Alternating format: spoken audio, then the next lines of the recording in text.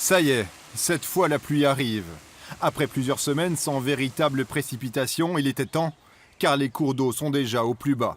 Et comme les images de l'été dernier avec le Doubs complètement à sec sont encore dans les esprits, les quantités de pluie à venir vont être importantes pour les sols et les rivières. Donc on peut se réjouir, l'eau revient? Pas si sûr. Dans un premier temps, il y a une perturbation assez étendue qui passe, qui traverse la région.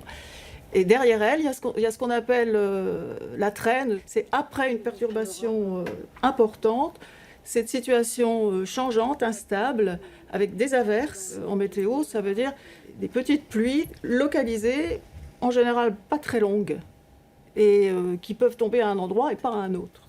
Des averses localisées dans les jours à venir. Pas de quoi être franchement rassuré pour nos rivières. Si les nappes phréatiques sont encore actuellement à un niveau correct, les réserves généralement emmagasinées de novembre à mars sont inexistantes. Et comme la végétation est en plein éveil, la pluie qui arrive risque fort d'être consommée avant d'atteindre le sous-sol.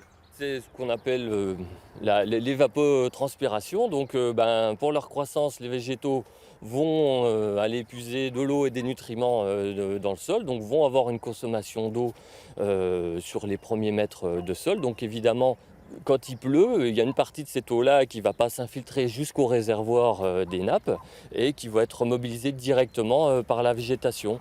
En moyenne, chaque jour d'été, un arbre d'une quinzaine de mètres consomme entre 200 et 1000 litres d'eau pour de grands arbres centenaires.